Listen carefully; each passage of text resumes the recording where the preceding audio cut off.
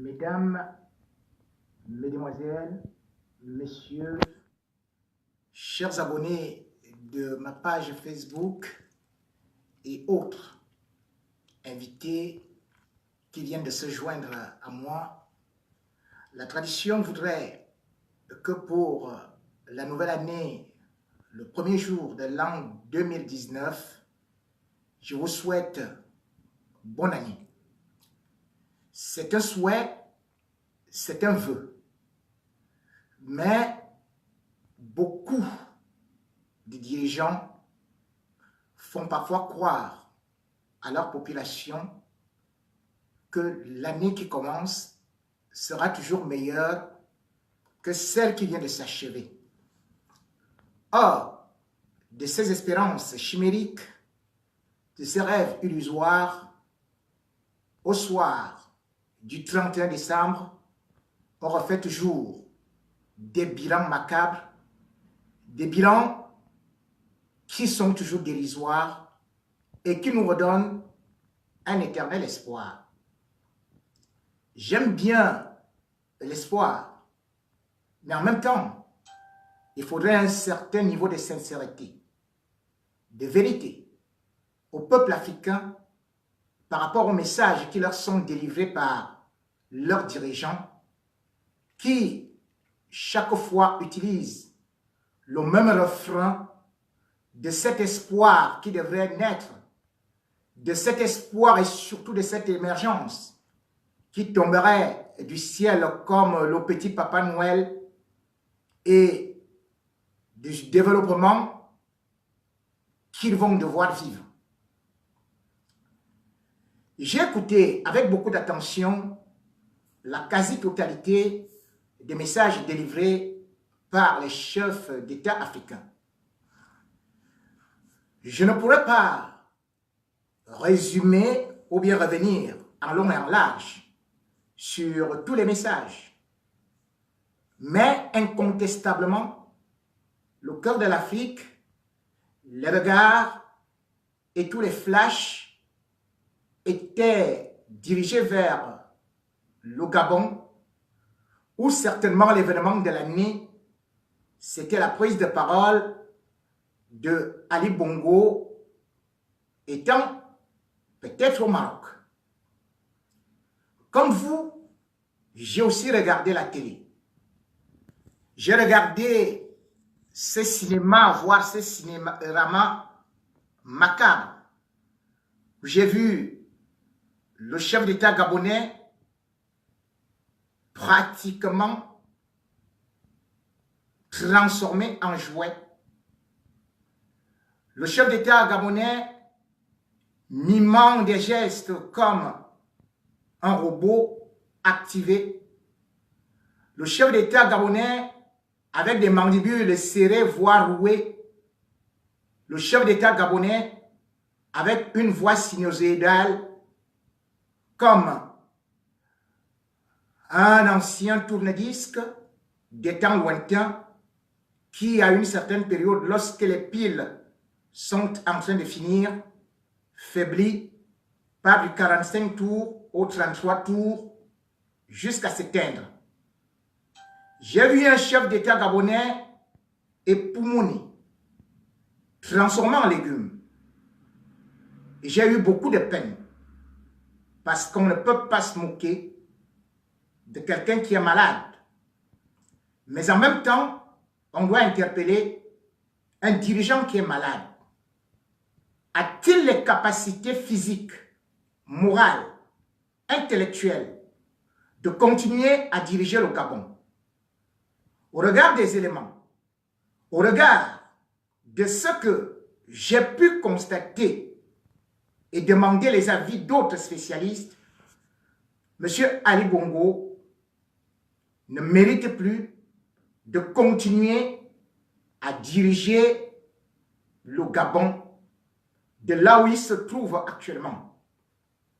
C'est incroyable qu'on puisse venir avec Ali Bongo dans cet état, l'infantiliser, faire qu'il puisse venir faire une récitation telle un chapelet de punition devant les téléspectateurs qui coulent des larmes parce que voyant un homme dépassé, épuisé et qui ne peut plus tenir un discours de plus de 3 minutes.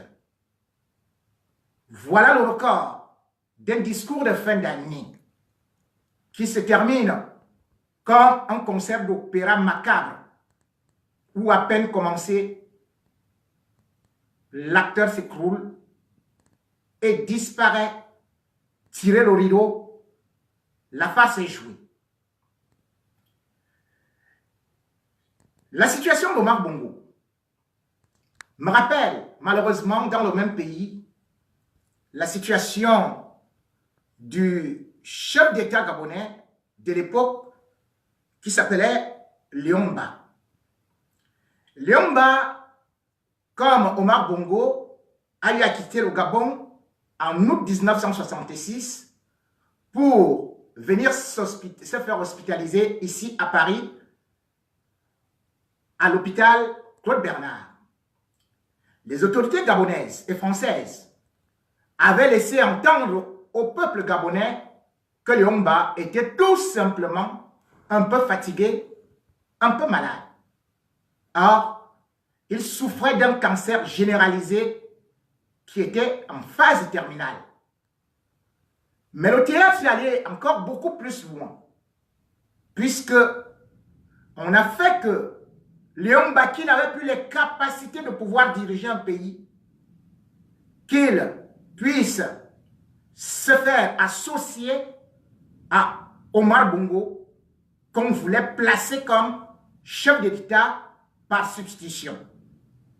Et bien sûr que Léon Mba, qui n'avait même pas la force de se lever ou de signer un décret, avait finalement fait une alliance avec Omar Bongo, organisé de façon anticipée les élections générales en mars 1967, alors que les élections étaient prévues en 1968. Et immédiatement, un chef d'État qui est couché à l'hôpital, qui n'a pas fait de campagne, qui est reconduit et qui prête serment, étant transporté sur un brancard. On l'amène dans une ambulance. Il va dans l'ambassade du Gabon à Paris. Et c'est là il fait semblant de prêter serment. Et en même temps, il nomme Omar Bongo vice-président. Quelque temps après, Léon Mba meurt. Et Omar Bongo, par cette acrobatie, devient président. Pendant 41 ans, Omar Bongo a régné d'une main de fer au Gabon, avec la complicité de la France qu'il a installée. Ayant des problèmes de maladie, Omar Bongo, lui également, il quitte le Gabon en 2009. Il va à Barcelone. Et qu'est-ce que la présidence dit et le Quai d'Orsay de France? Tous nous chantent à l'unisson que Omar Bongo a juste eu un problème de légère fatigue et qu'il est parti un peu faire un bilan de santé. De ce bilan de santé à Barcelone, la situation a évolué. On nous a dit Omar Bongo était parti se reposer parce qu'il venait de perdre sa femme, Edith, la fille de Sassou Nguesso, et que cela l'a marqué, raison pour laquelle il s'est provisoirement retiré. Quelque temps après, les journaux commencent à annoncer la mort d'Omar Bongo. La présidence du Gabon dément. Le Quai d'Orsay dément. On nous fait comprendre que Omar Bongo se porte bien, qu'il a vu les membres du gouvernement, qu'il préside des conseils de ministres, qu'il mange bien, qu'il va même en boîte de nuit, qu'il s'amuse super bien, qu'il signe des décrets. Quand on interpelle le Premier ministre de l'époque, parce que l'agence France Presse publie un communiqué que Omar Bongo est mort, le Premier ministre vient à la télé dire qu'il n'est pas au courant de cette information et qu'il dément formellement. Omar Bongo se porte très bien. Sauf que 2 jours après, c'est à travers les journaux européens qu'on avait la confirmation de la mort d'Omar Bongo, mort au pouvoir, comme Léon Mba. Et aujourd'hui, on nous présente Ali Bongo. Depuis le 24 octobre, il a quitté le Gabon. Et on nous a fait comprendre qu'il se retrouvait en Arabie Saoudite pour une fatigue passagère.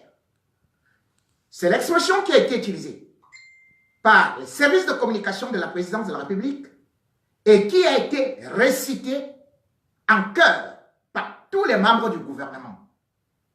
Quelque temps après, on apprend que c'est une attaque cardiaque. Et jusque-là, les autorités gabonaises ont voulu démentir. Après cela, on entend qu'il y a un transfert vers le Maroc. Il se trouve donc que Ali Bongo, aujourd'hui, comme son père, comme Léon Mba, lui aussi se trouve malade à l'étranger, comme un légume, incapable de diriger. Comme Léon Mba, comme son père, lui aussi a déjà délégué les pouvoirs à un président intérimaire. Le Gabon est donc devenu une affaire familiale où presque mort-vivant peut diriger, peut venir faire un discours et laisser que tout l'entourage puisse se servir. À côté du Gabon, celui qui est le patron du Dombolo, Denis Sassou Nguesso, lui aussi il a tenu le même discours. Le discours d'espoir, comme au Gabon, mais qui annonce le désespoir. Parce que pour les Gabonais, l'année 2019 risque d'être très difficile et très compliquée pour vous. Tout comme pour les Congolais. Denis Sassou Nguesso, cet aigle bicéphale, cet autocrate sanguinaire qui tue son peuple depuis des décennies, a commencé hier par un festin militaire aux alentours de 16 heures. Avec ses militaires, l'ordre était simple et clair. Après cette réception, faire encore que ces militaires puissent assassiner le peuple congolais qui ne connaît que du sang depuis que ce monsieur est arrivé au pouvoir. Et dans son discours, Denis Sassou Nguesso a dit « Je vais combattre la corruption, je vais couper les têtes. » Il a dit « Je vais couper les têtes. » Lui, coupeur de têtes, au sens propre comme au sens figuré. Attendez-vous donc à ce que la situation au Congo se dégrade encore, puisque tous les opposants sont déjà en prison, et puisqu'il a déjà assassiné tous ceux qui s'opposent à lui. Et il continue. Quand Sassou Nguesso vient aujourd'hui dire qu'il veut combattre la corruption, mais le Congo repose uniquement entre les mains de sa famille. Qui a installé la corruption au Congo? Quand on voit les procès des biens mal acquis en France, mais ça appartient à la famille Sassou Nguesso. Quand on essaie de regarder tous les membres du gouvernement, mais ses enfants sont ministres. Tous les membres de sa famille sont colonels. Et d'ailleurs, pas plus tard qu'il y a peut-être 48 heures, il y a quelques heures, il a nommé son neveu pour gérer les impôts. Son beau-fils gère la justice. Sa belle-fille gère de l'autre côté, les finances. De l'autre côté, ses copines, puisque lui c'est Don Juan international, sont installées dans tout le pays. Quand il dit donc de combattre la corruption, c'est qui le maître de la corruption au Congo? C'est Sassou Nguesso qui a mis le Congo dans cet état. C'est Sassou Nguesso. Aujourd'hui, il dit à son peuple que la croissance va redécoller. L'économie va redécoller. Parce qu'il ira encore prendre de l'argent auprès du Fonds monétaire international et de la Banque mondiale. Mais c'est une honte. Mais Sassou Nguesso, avec l'argent du pétrole, les Congolais devraient vivre comme les populations de l'Arabie Saoudite. Sassou Nguesso, le Congo ne compte que 4,5 millions d'habitants, moins de 5 millions, disons. Comment est-ce qu'un pays qui a des réserves de pétrole de 1,650 milliard de barils et qui a, même lorsque les prix du baril ont chuté, a quand même minimum 2 000 milliards de dollars de revenus de francs pétroliers, que la population soit aussi délaissée, qu'il n'y ait rien, et qu'il dise qu'il va couper les têtes, qu'il coupe donc les têtes aux membres de sa famille, et non aux autres populations qui continuent à mentir depuis très très longtemps. À côté, il y a Touadéra. En République centrafricaine, le pays où Bokassa s'était installé pour dire qu'il était, lui, le Dieu sur terre, empereur. Aujourd'hui, quand on voit ce qu'il a fait de la République centrafricaine, c'est exactement ça que Touadéra est en train de vouloir faire. Maintenant, on est en train de créer une chose pour dire Touadéra et le président fait venir les Russes pour combattre la France. Mais je vous dis, en dehors de Bangui qui est sécurisé, la République centrafricaine est dans une instabilité terrible.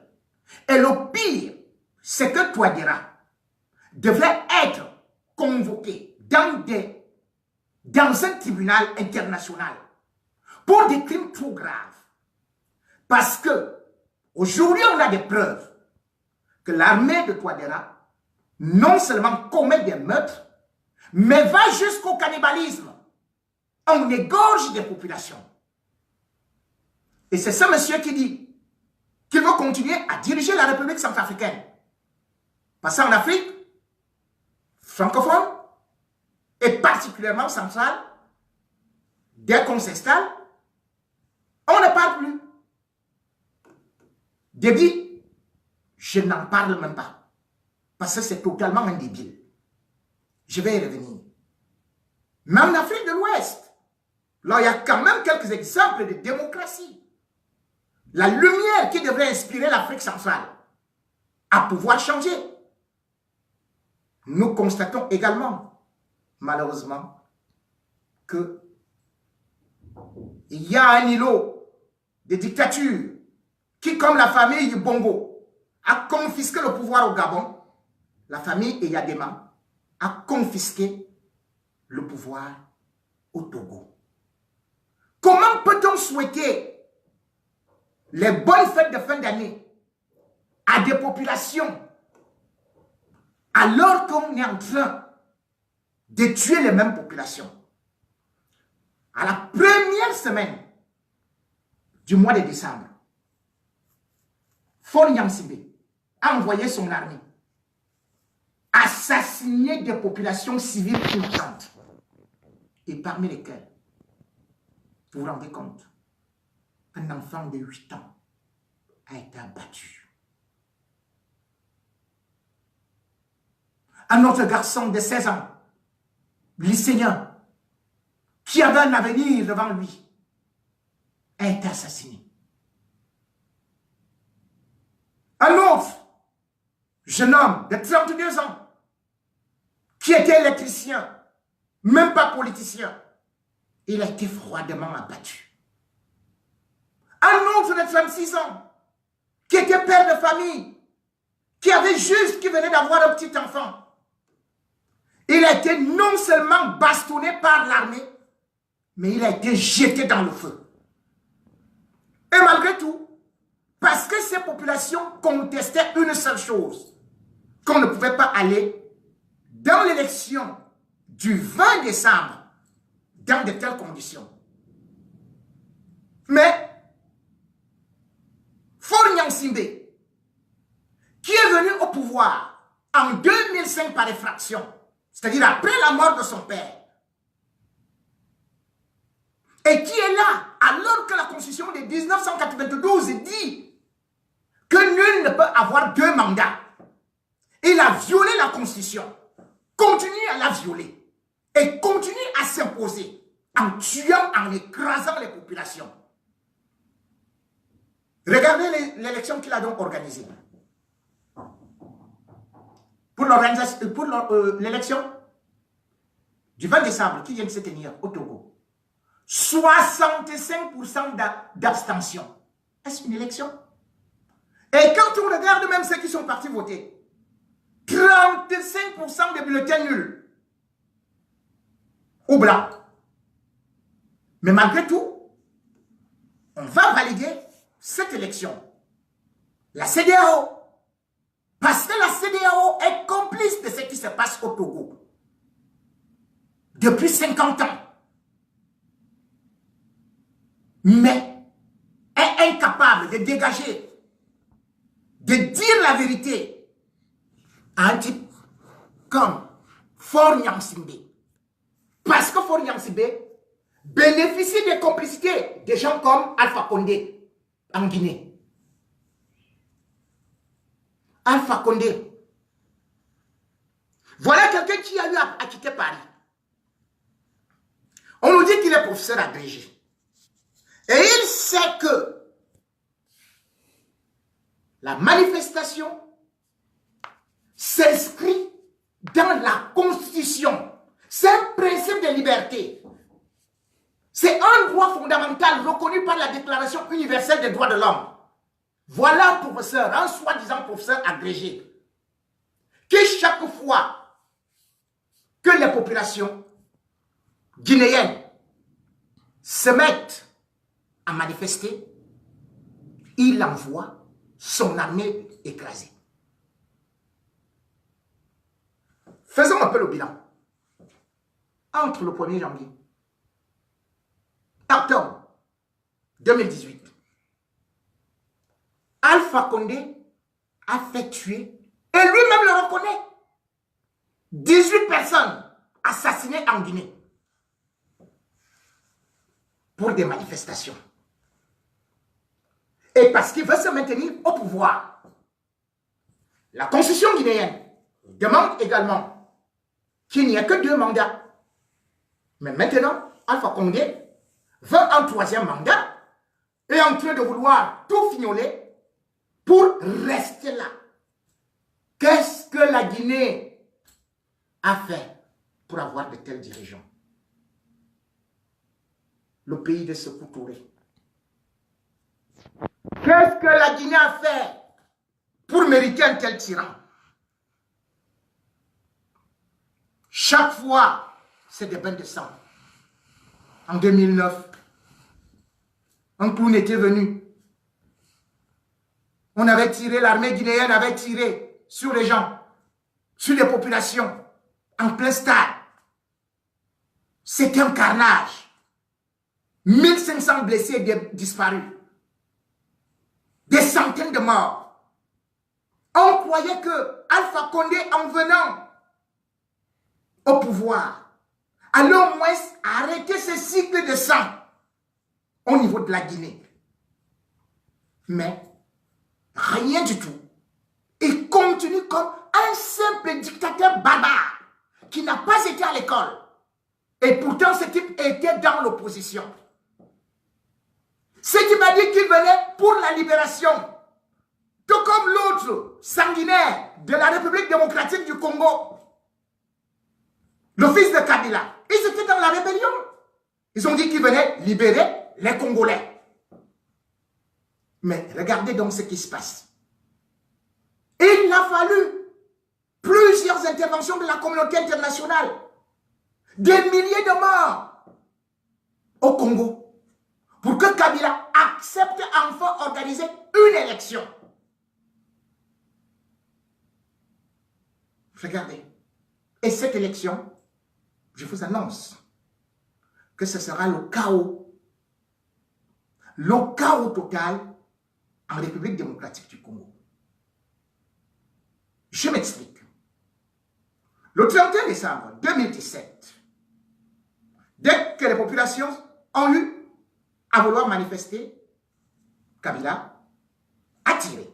Parce que ces populations revendiquaient une élection. Et il y a eu combien de morts? Sur le carreau, directement, c'était 7. En janvier 2018, donc l'année qui vient de s'achever, vous connaissez encore les manifestations qui se sont tenues là-bas, encore des morts. Et tout au long de l'année, c'est des morts.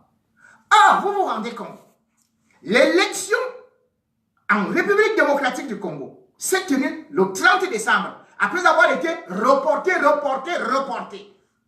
Non seulement, il a fait que 1092 bureaux de vote disparaissent, que certaines régions ne votent pas, mais au-delà de ça, il place un dauphin. L'ancien ministre de l'Intérieur, un grand criminel, recherché par Interpol, interdit de sortir du pays. C'est lui donc qui, aujourd'hui, est pistonné par Kabila. Alors que on est en train d'organiser l'élection, le jour de l'élection. On n'est même pas encore à midi. Cet individu se lève pour dire, je vous déclare que j'ai déjà gagné l'élection. Et qu'à partir de maintenant, c'est moi le président de la République.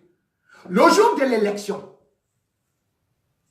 on n'a pas encore fermé, clôturé les votes. Lui-même sort à peine du bureau de vote. On n'est même pas à la mi-journée.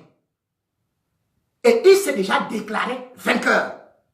Alors que la Constitution, selon Kabila, qui d'ailleurs avait fait un discours la veille, appelant les candidats à l'élection présidentielle que seule la CENI, c'est-à-dire que la Comité nationale indépendante, était habilitée à donner les résultats, à publier les résultats de vote, in fine, la Cour constitutionnelle. Mais son propre dauphin anticipe et s'autoproclame président. C'est-à-dire que le plan de déstabilisation est déjà là. Parce qu'ils savent que Kabila va mettre un Kabila pour revenir encore avec Kabila. Pourtant, attends, Fayou, on dit, c'est lui qui est de l'opposition, selon les sondages. C'est lui qui, d'ailleurs, lorsqu'on a commencé à dépouiller le dépouillement, on constate que c'est lui qui est bien placé. C'est lui qui a de l'avantage. Voilà donc un hold-up électoral qui se présente, qui se prépare en République démocratique du Congo et qui va se terminer, puisque ça ne se termine même d'ailleurs jamais, par un bain de sang. Le Congo. Un pays qui devrait être le poumon de l'Afrique. Un pays qui devrait être l'exemple avec autant de matières premières, autant de richesses. Le Congo est 186e sur 187 pays. sur l'indice de développement humain. Le Congo. Savez-vous que rien que Kinshasa, la capitale du Congo, c'est la plus grande mégalopole francophone. C'est-à-dire que ça dépasse Paris. On parle du nombre de personnes qui y vivent. Et quand on voit ce Congo, avec tout ce qu'il a, parce qu'il a des dirigeants incompétents, des dirigeants assassins, des dirigeants mesquins, comme cette momie qui est aussi au Cameroun. Le Congo a autant de richesses. Comme le Cameroun, pays béni de Dieu. Pays appelé l'Afrique en miniature. Mais qui est géré par un homme qui, depuis 36 ans, est toujours au pouvoir et qui a fait un hold-up électoral. Voilà le président. Un chef d'État qui vient faire un discours de fin d'année à la nation. Paul Biya, porté disparu depuis son élection. Et qui y apparaît, tout frais, tout droit, la momie rebondit du sarcophage. Eh oui, pour vous dire que le Cameroun va battre le record d'avoir le président éternel, puisque à l'allure où vont les choses, Paul Biya va défier Abraham, puisqu'Abraham, il a eu son premier enfant quand même à 99 ans et peut-être est mort vers 175 ans. Il va même défier Adam et Noé, qui ont vécu 850 ans. Ce Paul Biya, après tant de règne, qu'a-t-il donc dit à son peuple camerounais? Une seule chose, qu'il voulait continuer la guerre, qu'il allait neutraliser les anglophones. Un chef d'État. On aurait attendu un message réconciliant, un message apaisant, un message pour appeler toutes les forces vives de la nation à s'asseoir sur une table. Mais il n'y a que le bain de sang. Plus de 700 morts déjà pour la crise anglophone. Et il y en aura plus. Il fait un message à la nation. Et il ne cite même pas la crise qui a éclaté dans le département du Noun. On a vu son ministre de l'administration territoriale, à Tangandji, qui est parti provoquer les Bamoun en allant incendier plus de 80 maisons pour faire croire que c'était seulement le travail des amazoniens, c'est-à-dire des anglophones. Comment pouvait-on assassiner des gens dans le département du Noun? Brûler 80 maisons, alors que la plus grande base militaire du Cameroun se trouve où? À 40 km de là, à Koutaba. Et cette armée n'a pas dû intervenir. En fait, parce que Paul Biya avait proclamé avec Atangandji, il faut que les Bamons, qui sont des très bons guerriers, entrent en guerre contre les anglophones. Voilà donc à quoi sert le travail d'un chef d'État. Guerre au nord-ouest, guerre au sud-ouest, guerre à l'extrême nord, guerre à l'est, maintenant guerre à l'ouest. Voilà le bilan d'un président qui dit qu'il veut la paix. Pas un seul mot sur le retrait de la canne qui vient d'être retiré au Cameroun. 3 000 milliards détournés. Et c'est monsieur dit qui prend le peuple camerounais à témoin pour surveiller la continuité des travaux. Dans quel pays au monde a-t-on vu ça? Et il dit qu'il va continuer à endetter le Cameroun pour que nous puissions décoller. Vous vous rendez compte? Tous les problèmes qu'il y a en Afrique centrale viennent d'abord du Cameroun. Comment est-ce qu'on peut décoller? Comment on peut atteindre l'émergence lorsqu'on fait la guerre? La première chose de l'émergence, il faut d'abord une stabilité, c'est-à-dire que la paix. C'est primordial. On ne peut pas atteindre l'émergence en faisant la guerre. Deuxième des choses, il faut la bonne gouvernance. Ce qui signifie la lutte contre la corruption. Si on se rend compte que Paul Biya lui-même est corrompu, que tous ses ministres sont corrompus, que depuis qu'il s'est autoproclamé une nouvelle fois président, il ne parvient pas à faire un remaniement. Cela veut dire qu'il a toujours protégé ces grands bandits qui sont autour de lui. Dans tout pays normal, ces gens auraient été jetés en prison le lendemain du retrait de la CAN. Mais non, tout continue calmement. Le Cameroun doit continuer sa marche avec Paul Biya. Rien sur le développement. Rien pour la jeunesse. Rien sur la crise alimentaire et du riz qui actuellement sévit au Cameroun. Vous vous rendez compte?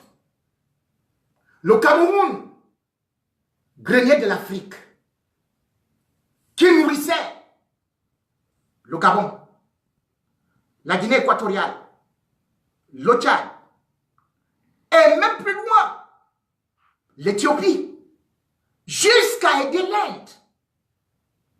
On vous dit aujourd'hui qu'au Cameroun, les gens sont en train de consommer un riz condi en plastique.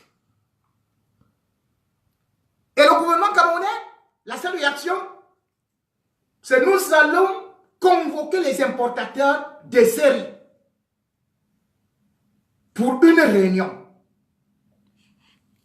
Dans un pays normal, première des choses, on arrête d'abord la vente du riz. Puis, on passe les examens au laboratoire. Parce qu'il s'agit de la sécurité des personnes, de la population. Mais non, au Cameroun, on continue. Pourquoi? Parce que le riz importé, ce sont les membres du gouvernement. Le riz ou le faux riz de la Chine, c'est à cause de Paul Biya. Je vais vous rappeler une chose. Je disais tout de suite que le Cameroun était le grenier de l'Afrique.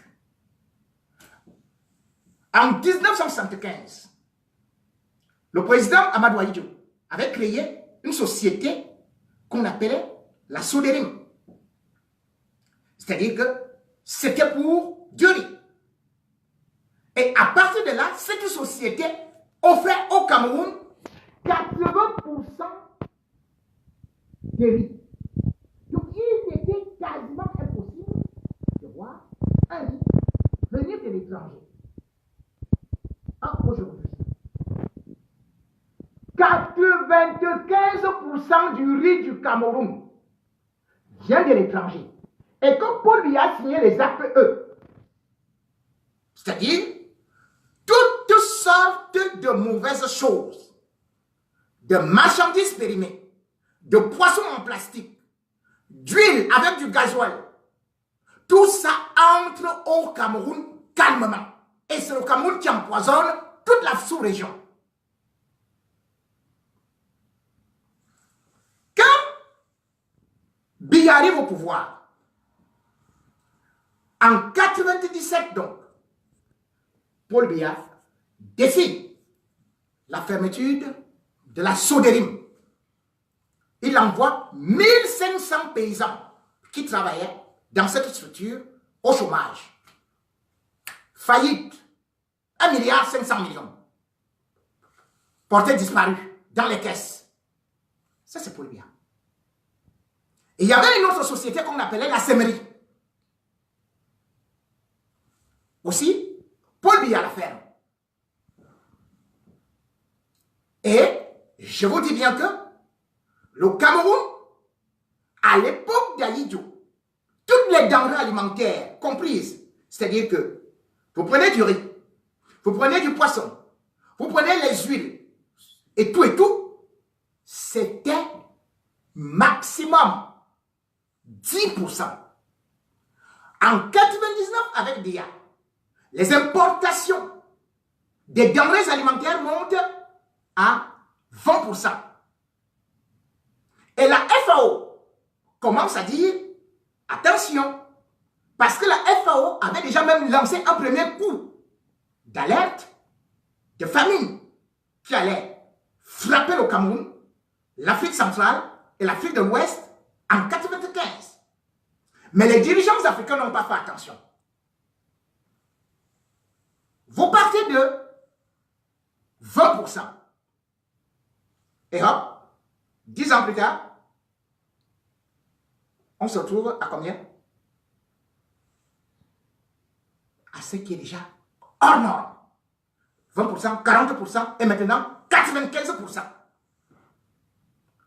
Est-ce qu'un pays normal peut importer 95% de ce qu'il consomme? Alors que c'est Paul Biya qui a dit consommons camerounais. Même les palmeraies. Aujourd'hui, l'huile de palme importée. Le poisson en plastique est importé. Puisque ce poisson est mal nourri, mal nutri. Même au Togo, d'ailleurs, on a eu à défendre une certaine fois le tilapia, mais il y a des choses incroyables qui traversent les douanes camerounaises en toute impunité.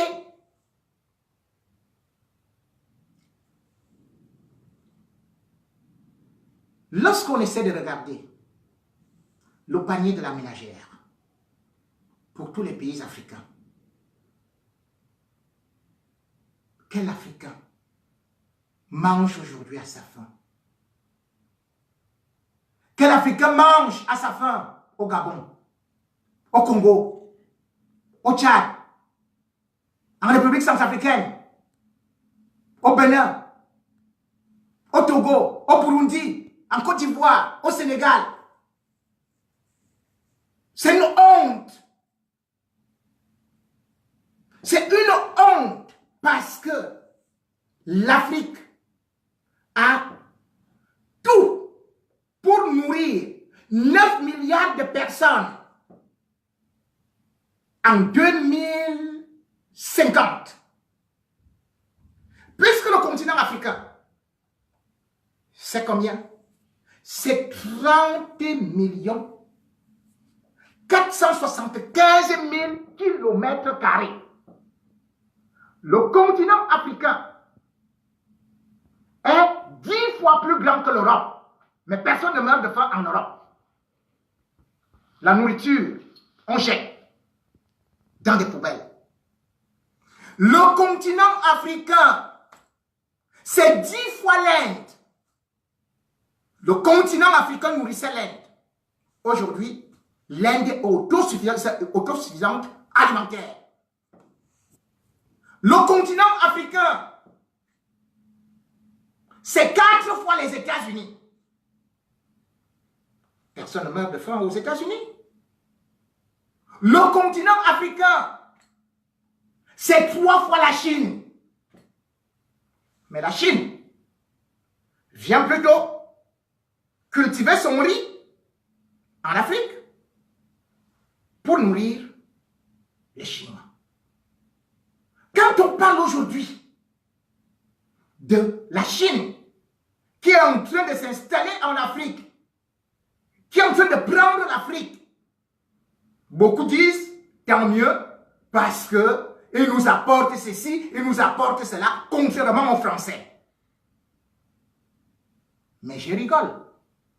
Avant de revenir sur la Chine, je reviens donc sur les responsabilités d'abord des dirigeants africains eux-mêmes. Puisque l'Afrique a 60% des terres arables de toute la planète Terre, c'est-à-dire que les terres du continent africain permettent à l'Afrique de se nourrir seule et de nourrir le monde entier. Or, actuellement, il y a combien?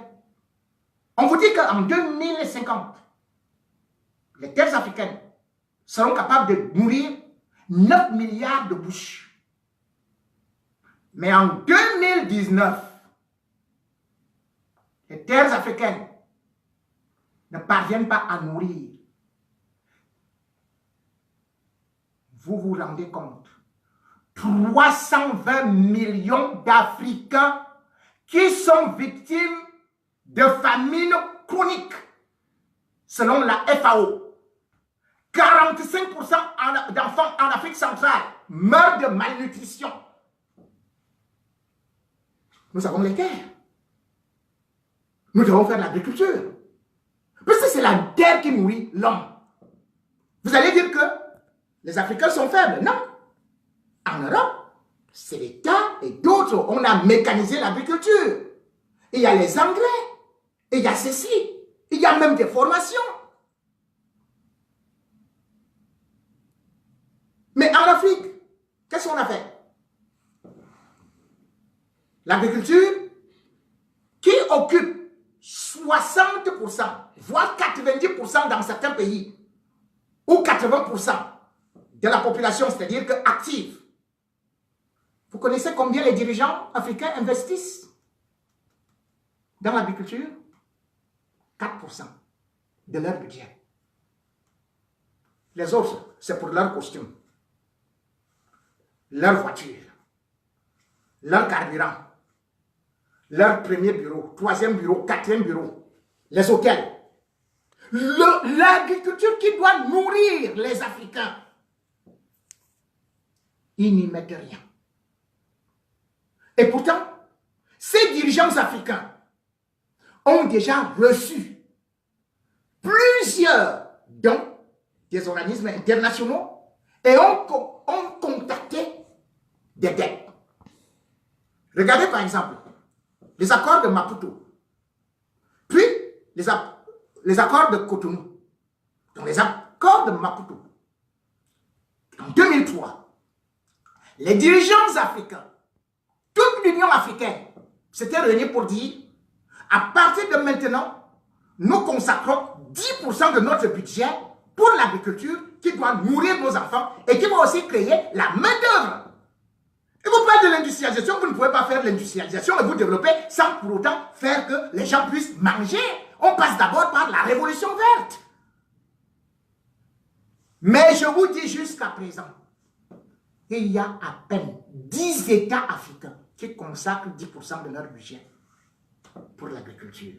Et l'agriculture africaine, qui devrait être le leader du monde, ne représente dans la part de marché mondial que 4%.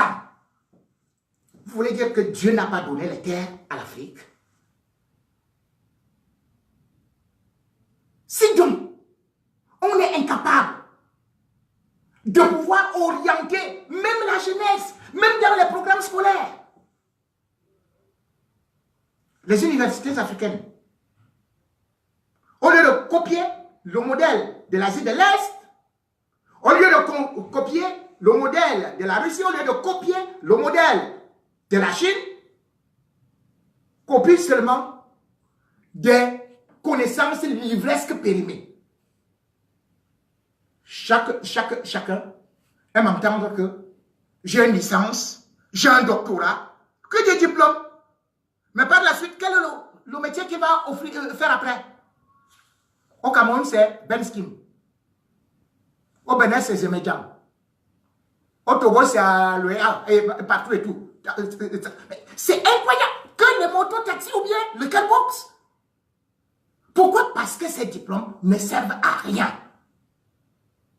Il aurait fallu que les États africains viennent à créer les BTS en agriculture, les BTS en pisciculture, c'est-à-dire pour l'élevage des poissons, les BTS même en artisanat, pour qu'on vende nos produits, ou en menuiserie. Mais c'est hallucinant que le peuple africain soit encore dépendant de la nourriture qui vient de la Chine, qui vient de l'Europe. Donc si on a des problèmes avec un pays européen ou la Chine dit, on coupe les vivres, tous les Africains meurent. C'est quelle politique? C'est quelle irresponsabilité? De ces accords de Maputo, la FAO avait lancé l'appel. La famine va frapper le continent noir. Et qu'est-ce qui est arrivé? En 2008, il y a eu les émeutes de la faim. Tout juste parce que les Européens et les Chinois avaient augmenté le prix des denrées alimentaires qui venaient en Afrique, voulant contraindre les Africains à baisser les prix de douane. Et hop, quand ça arrivait au panier de la ménagère, le prix de riz avait triplé. Le prix de blé était monté 10 fois plus cher. Et du coup, il y a eu les émeutes de la faim à Douala. Les émeutes de la faim, donc au Cameroun. Les émeutes de la faim, tout comme aussi en Côte d'Ivoire, au Sénégal et dans plusieurs pays africains. Et ne vous en faites pas, ça arrive. Ça revient bientôt. Pourquoi? Parce que je vous ai parlé de ce riz qui est déjà frelaté. Je vous ai parlé de ces huiles qu'on vous envoie, qui sont en fait des choses concoctées dans des laboratoires et qui vont vous donner du cancer. Ce que vous consommez ne porte aucun label, aucune certification, aucun contrôle. C'est du poison que les dirigeants africains vous donnent parce que c'est eux-mêmes qui sont des importateurs. C'est eux-mêmes qui sont derrière ce business. C'est à eux que ça profite. C'est à eux que votre misère, votre mort profite. S'ils ne voulaient pas ça, ils auraient développé des secteurs pour vous nourrir. Je suis quand même surpris. Lorsque j'écoute le discours de Paul Biya, qui dit qu'il va donner instruction au Premier ministre par rapport à l'agriculture et tout et tout. Mais ça, c'est un discours congelé, surgelé, dégivré, réchauffé, périmé, qui sera jeté. Pourquoi? Parce que je devrais vous rappeler que avant les émeutes de la faim, c'était le même Paul Biya avait dit en 2006 que maintenant, il allait prendre le taureau par les cornes. Mais qu'est-ce qui s'est passé? Eh bien, on a fait les états d'urgence de l'agriculture et de la consommation ou de la production au Cameroun. Il a désigné le Premier ministre et le vice-premier ministre. Le Premier ministre, c'était Enoni Ephraim. Le vice-premier ministre, c'était Nkwete, Jean Nkwete, qui est actuellement secrétaire général du RDPC. À l'époque, il cumulait deux postes, vice-premier ministre et ministre de l'Agriculture. Le Cameroun avait contacté une dette énormissime. Et on a donné à Jean Nkwete de gérer cette enveloppe pour l'agriculture. C'était 30 milliards. Jean Nkwete, le 26 mars 2006, a déclaré: il n'y aura plus jamais la faim au Cameroun. Il n'y aura plus jamais de problème de riz au Cameroun d'ici à 3 ans. Donc, en 2009, puisqu'il le disait en 2006. Et il a dit qu'il allait former, l'État du Cameroun allait former 15 000 Camerounais. Monsieur Jean Nkwete, je dis bien Jean Nkwete, vice-premier ministre, ami personnel de Biya, D'ailleurs, c'est lui qui a déposé la candidature de Paul Biya pour la nouvelle élection. C'est lui qui fait tout avec Biya. Où sont passés les 15 milliards? Il avait dit qu'il allait relancer la riziculture dans le Gone. Où est ça? Et il avait dit que la première usine allait commencer, le premier champ allait commencer à produire 100 000 tonnes de riz par an. Et puis progressivement, ce sera des millions. Et il avait dit qu'il y aura une usine des champs de plantains, donc de bananes, qui allait produire combien? 1 465 000 tonnes de bananes par an. Où sont ces bananes? Et il avait dit qu'il y aura des champs dont le premier va commencer à produire 400 000 tonnes de pommes de terre. Où sont ces champs? Il avait dit qu'il va former 15 000 jeunes à l'agriculture qui deviendront des ingénieurs. Où sont ces jeunes? 30 milliards. Jean Kouété, l'ami de Paul Biya. Depuis 50 ans, le Cameroun s'endette pour l'agriculture. Tout comme le Togo. Faure Gnassingbe lui dit qu'il a seulement dépensé 1 milliard pour l'agriculture. Il n'a même pas honte de le dire. Et pourtant, il a pris 7 milliards de crédits pour l'agriculture. Donc, regardez. Le cas du Cameroun qui est le grenier de l'Afrique centrale, qui ne parvient pas à nourrir son peuple. Et vous nous dites, quand je parle, vous dites, Rémi Ngono, tu as déjà fait quoi pour le Cameroun? Je suis journaliste. Voilà ce que je fais pour le Cameroun. Voilà ce que je fais pour l'Afrique. Vous avez vu un journaliste aller faire les routes? Citez-moi les noms des journalistes qui ont construit les universités, les écoles. Ce n'est pas le travail des journalistes. C'est le travail de vos dirigeants. Regardez, on vous a cité le nombre de gens qui sont en Afrique et qui fuient. Mais quel dirigeant africain vous a parlé de vos malheurs? Vous connaissez tout ce qu'il y a eu cette année. Vous connaissez combien d'Africains sont morts parce qu'ils fuyaient leur pays, parce qu'ils fuyaient les guerres, parce qu'ils fuyaient les galères, parce qu'ils fuyaient la misère, selon l'Organisation internationale de migration. Rien que de janvier jusqu'au mois d'octobre 2018, il y a eu 1600 corps de jeunes Africains qui ont été repêchés dans la Méditerranée. Des cadavres, des femmes enceintes, des petits bébés, parce qu'ils fuyaient la misère. En 2018, est-ce que vous savez que on a manifesté parce qu'on a découvert qu'il y avait des esclaves africains en Libye? En 2017, le chef d'État africain était là. Au moment où on rapatriait 22 000 Africains de Libye et d'Europe pour rentrer chez eux. Cette année, jusqu'au mois de septembre, sur les côtes libyennes, parce qu'on a fermé la frontière en Italie, en Espagne, rien qu'en Italie, on a fait rapatrier 9 000 Africains qui avaient déjà traversé la mer pour revenir dans la misère.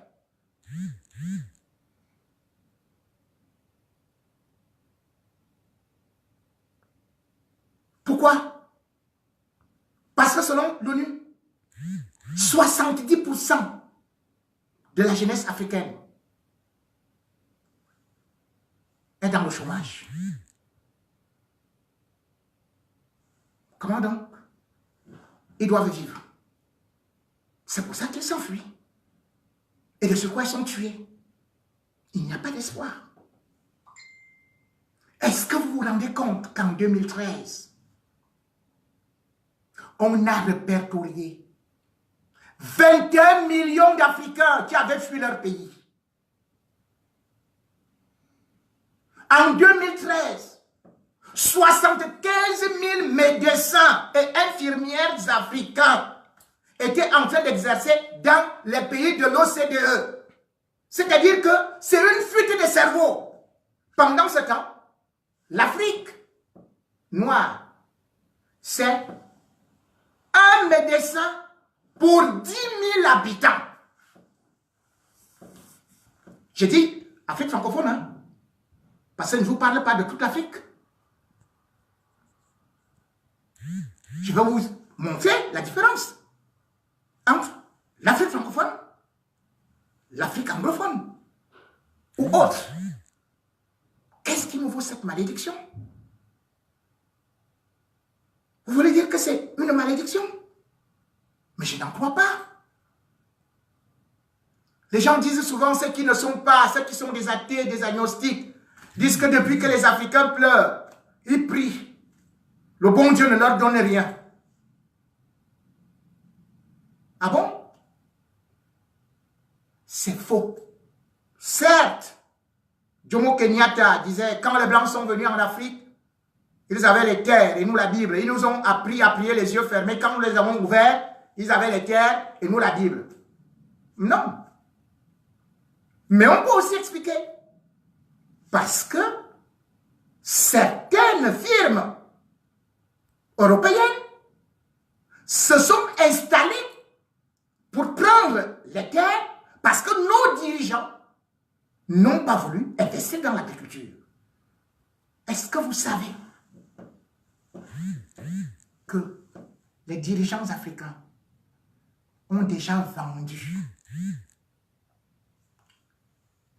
30 millions et demi d'hectares de terre aux étrangers? Vous regardez seulement les Chinois. Ah non?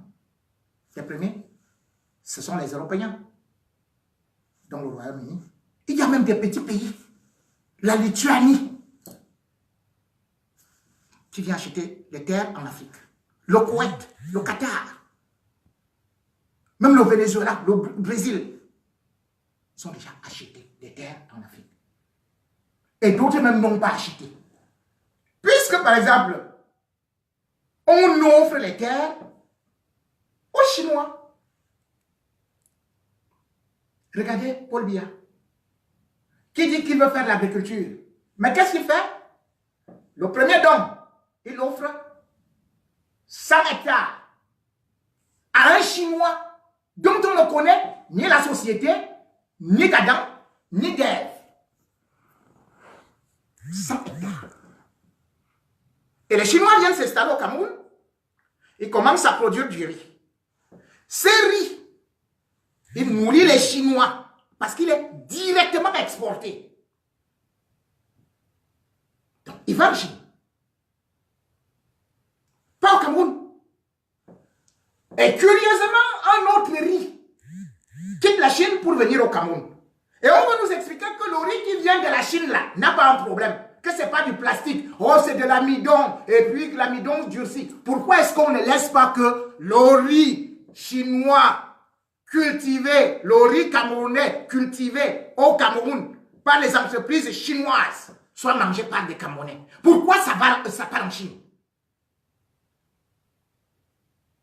Regardez comment on peut vendre des terres. Comme ça là. Et on dit que non, effectivement, c'est parce que nous faisons de la coopération avec la Chine. Mais non. La Chine a trouvé des dirigeants francophones comme. Je vais vous dire, la Chine, en 2016, avait les échanges commerciaux de 200 milliards de dollars avec l'Afrique. Et la Chine annonce qu'elle aura des échanges de 400 milliards de dollars avec l'Afrique. en 2020. Sauf que, là où la Chine ne vous dit pas, c'est que la Chine ne donne rien à l'Afrique francophone. La Chine va plutôt investir où? Ailleurs. Achète les terres en Afrique, mais investit ailleurs. Je vous prends un exemple. La Chine a commencé son arrivée triomphale dans le marché africain et même international dans d'autres pays, véritablement en 2009. Mais en 2009, les chiffres nous disent que la Chine a investi dans le monde entier 56 milliards de dollars. Mais sur ces 56 milliards de dollars, on vous dit, les 56 milliards, c'était plutôt 71% en Chine. Donc, ils investissent d'abord chez eux. Puis 13% en Amérique du Nord. 6% en Amérique latine. Et puis, combien en Afrique? 2%. Vous dites que les Chinois veulent vous envahir? Non. Les Chinois ne sont même pas aussi nombreux en Afrique. Mais sauf que quand ils s'installent, ils savent ce qu'ils font. Il y a en tout et pour tout 50 millions de Chinois répartis dans le monde. Donc dans la diaspora, on ne compte pas les travailleurs temporaires. Mais vous allez voir qu'ils vivent plus en Amérique du Nord, en Europe, en Amérique du Sud, où ils n'achètent pas les terres. Ils n'achètent pas des terres aux États-Unis. Ils n'achètent pas les terres en Europe. Ils n'achètent pas des terres ailleurs, mais c'est en Afrique que les Chinois viennent acheter des terres. Et quand ils disent qu'ils investissent, qu'est-ce qu'ils font? Ils vont dans des pays anglophones. Le premier endroit où les Chinois investissent, c'est le Nigeria, c'est l'Afrique du Sud, puis le Ghana, puis le Kenya. À quelques exceptions près, vous avez des pays comme l'Angola. Et les Chinois offrent en retour à ces pays des vraies infrastructures. Parce que les Chinois respectent ces pays. Regardez seulement au Nigeria. Les Chinois ont construit 1400 km de rails. Ils construisent des TGV. Pendant ce temps, quel pays d'Afrique centrale, dans quel pays d'Afrique centrale les Chinois ont construit un TGV ou les rails? Non. Macky Sall, au lieu de demander aux Chinois, venez me construire un TGV, il va en France prendre un TER. Et le TER, qui normalement devrait coûter maximum 200 milliards, Macky Sall vient donner 586 milliards. Il vient en France pour acheter les lampadaires, 50 000 lampadaires, à 57 milliards. 57 milliards, 68 millions. Un lampadaire à plus de millions, Macky Sall.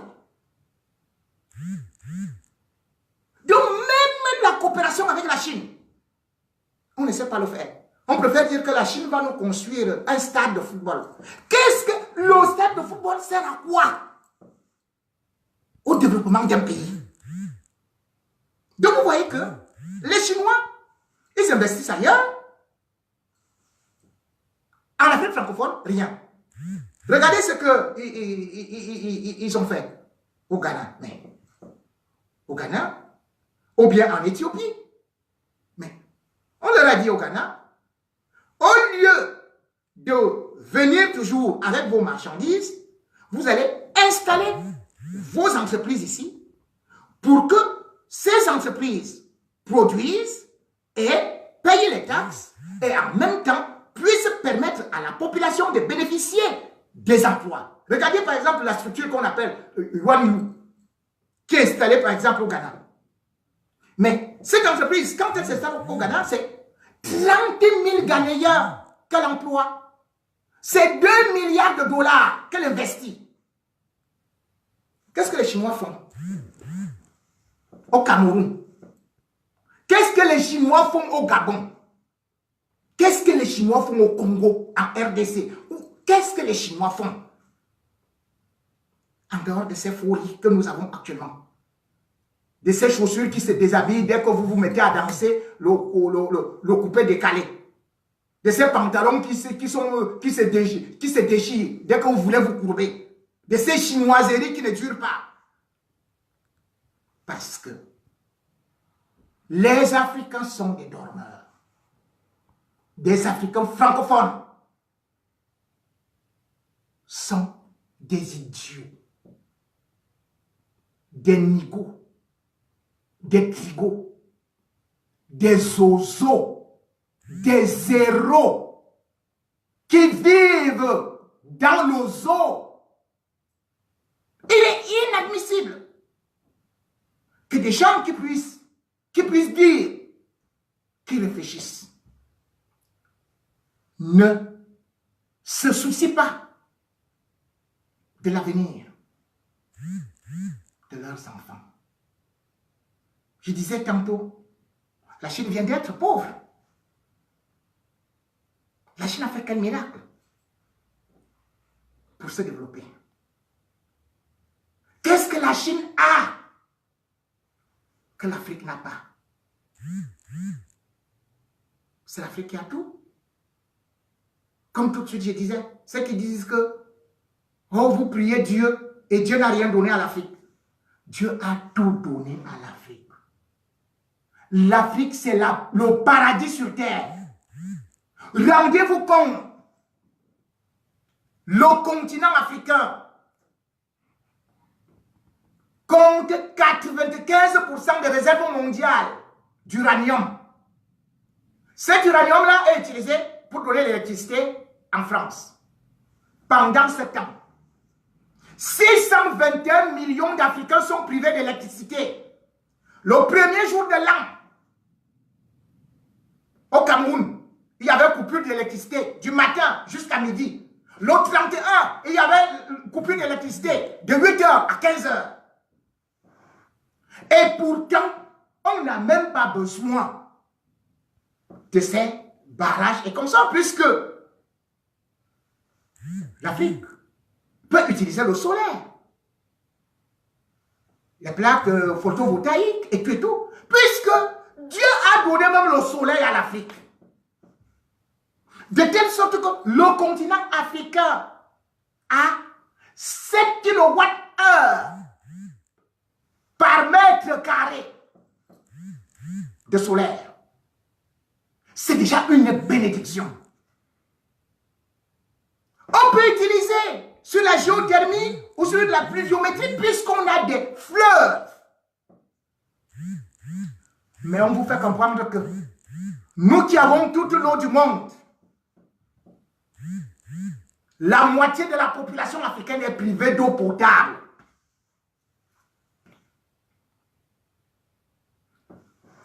Le continent africain, c'est 90% des réserves mondiales de cobalt. 90% des réserves mondiales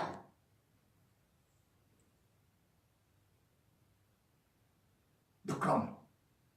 Le continent africain, c'est 76% des réserves mondiales de manganèse.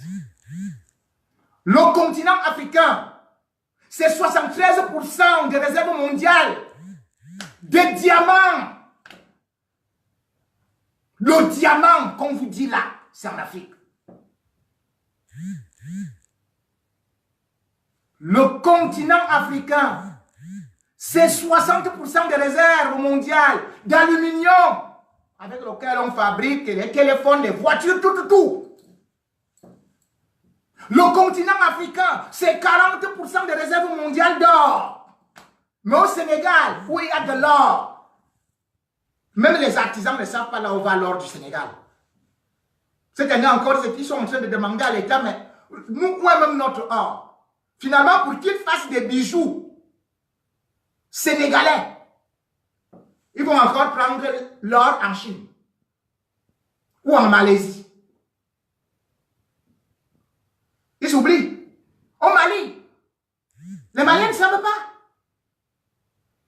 que l'or qu'il y a là-bas, le Mali est le 3e producteur d'or africain.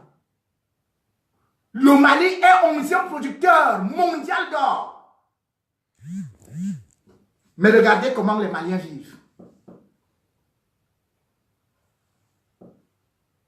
Le continent africain a 30% des réserves mondiales de bauxite et de charbon. Donc en Guinée, regardez là où les Guinéens nagent dans la pauvreté. Puisqu'on vous fait comprendre que les Guinéens, tout comme les autres Africains, en 30 ans, la pauvreté a doublé. En 30 ans. C'est-à-dire que, au lieu de diminuer, ça a plutôt doublé. Le continent africain, c'est 20% de réserves de pétrole. Qu'a-t-on fait de ce pétrole? Ils vous ont dit, oh, il y a eu des chutes de pétrole et tout. Regardez l'Indonésie. L'Indonésie a eu le pétrole vers les années 70-80. Mais l'Indonésie est devenue un paradis. Je ne peux pas demander d'aller regarder le Qatar, d'aller regarder l'Arabie Saoudite, les pays là-bas du Golfe, qui ont profité du pétrole. Mais en Afrique, le pétrole est une malédiction. Mais pourquoi ailleurs, le pétrole est une bénédiction et en Afrique francophone, c'est une malédiction? Mais je ne comprends pas. Puisque le pétrole rapporte dans le PIB, à quel moment le pétrole est une malédiction, comme a voulu le faire croire Idriss Déby? Le Tchad exploite le pétrole depuis 2003. Et entre 2003 et 2009, Idriss Déby a fait disparaître 9 000 milliards d'argent de pétrole.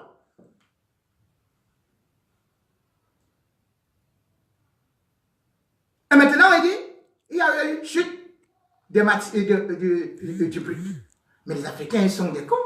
C'est vrai qu'il y a eu une chute, d'abord en 2009, mais la chute a commencé, la véritable chute. Parce qu'il faut savoir que c'est des énergies qui ne sont pas ad vitam aeternam, qui sont appelées à disparaître ou à être remplacées. Donc quand la chute commence, le pétrole était à 150 $ le baril. Donc, en 2013, la chute commence un tout petit peu. En 2014, c'est là où la chute se fait ressentir. Parce que le baril va à 115 $. Et après, en 2015, le baril ira jusqu'à 90 $. Mais, par la suite, les dirigeants africains n'ont pas eu l'intelligence de diversifier l'économie.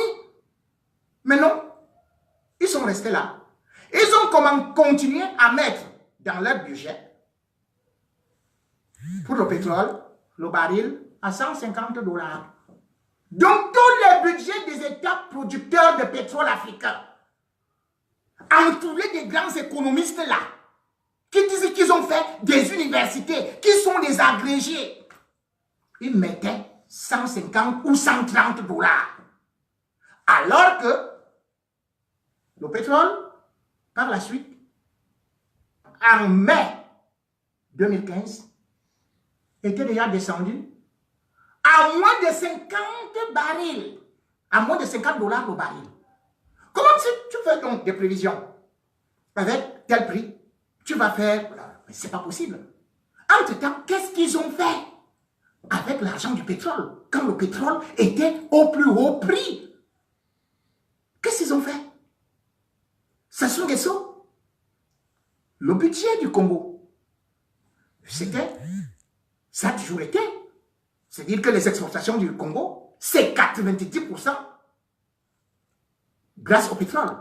Le PIB du Congo, c'est 90% le pétrole. Donc quand Sassou Nguesso dit aujourd'hui qu'il va relancer l'économie, mais il n'a pas anticipé.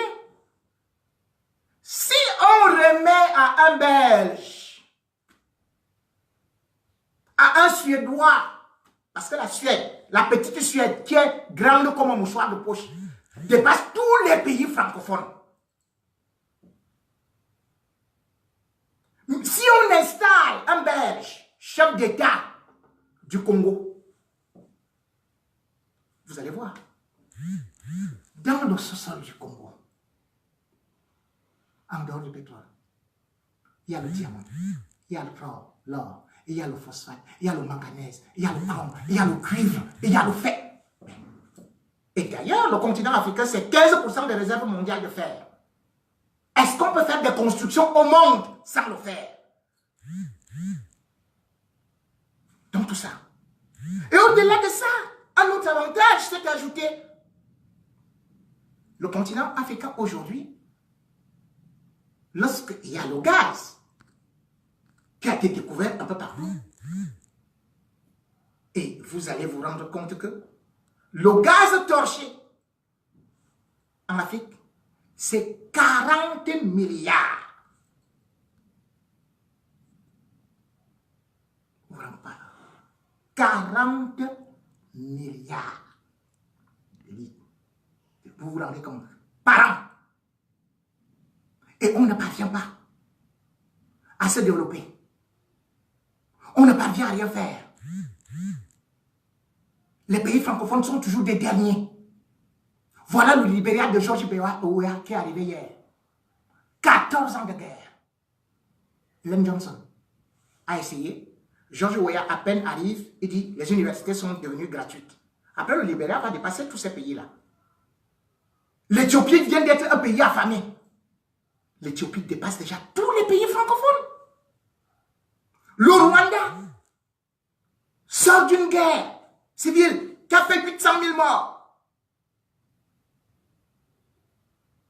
Mais le Rwanda, aujourd'hui, est-ce que le Rwanda a les matières premières comme les pays d'Afrique centrale, comme les pays d'Afrique francophone? Non. C'est donc une incompétence notoire. C'est donc une incapacité, un manque de vision et surtout une mauvaise gouvernance associée à la corruption qui font de l'Afrique ce pays, ce continent raillé, ce continent dernier où on passe le temps à vous dire demain sera meilleur. Demain ne sera pas meilleur. Si nous continuons à faire confiance à ces bandes de voyous, à ces bandes de chrétiens, à ces bandes d'assassins, ils n'ont rien à voir avec nous. Jeunes Africains, c'est à vous de comprendre qu'il faut changer ces dirigeants. Mais quand nous parlons, vous êtes derrière eux parce que vous voulez la sardine et du pain. Parce que vous voulez que vous profitiez des petites miettes de Yadema au Togo. Parce que vous savez que votre place confortable auprès des miettes d'Ali Bongo vous rapporte une sécurité. Parce que vous savez que vous êtes de l'ethnie de Déby. Parce que vous voulez que le couillon des services qu'on appelle Alpha Condé, qu'il soit là. Vous nous dites, regardez Angela Merkel dure au pouvoir, mais regardez Angela Merkel, comment est l'Allemagne. Regardez les pays africains.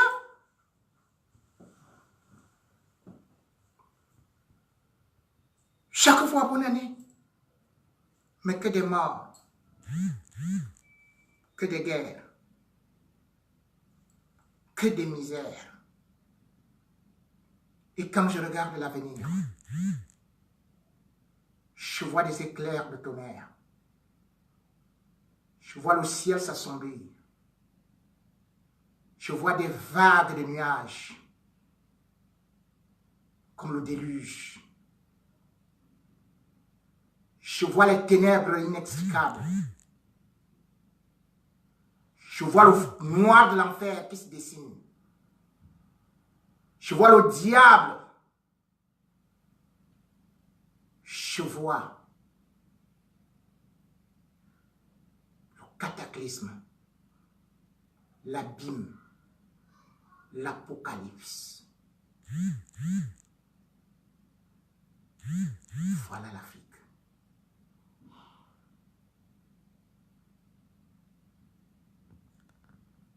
Mais, parce que c'est nous qui devons décider de notre avenir.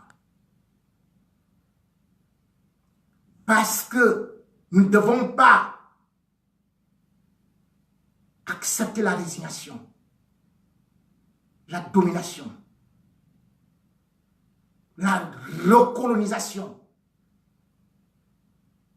Nous devons dire non. Non à nos dirigeants.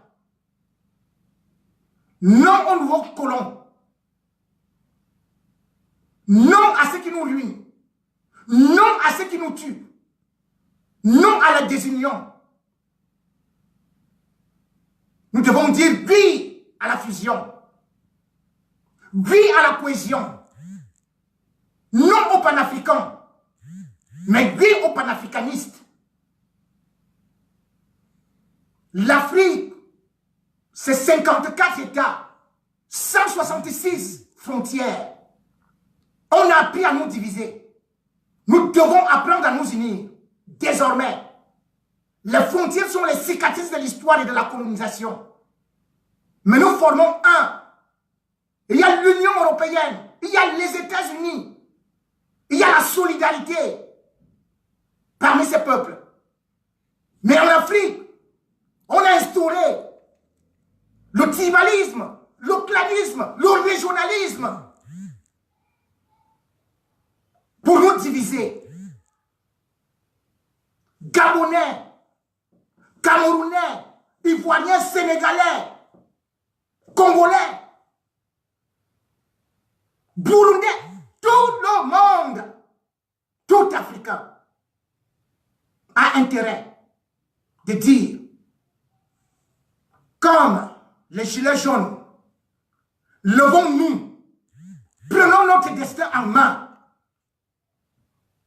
Nous avons des gens capables de mieux gérer. Nous avons des matières premières. Nous avons des ressources humaines. Et nous devons chasser les incompétents. Refusons le désespoir. Oui, je vous parlais de ce noir. Mais ce soir, je vois aussi l'espoir. Je vous donne l'espoir. Je vous demande de garder espoir. Mais de prendre votre destin en main.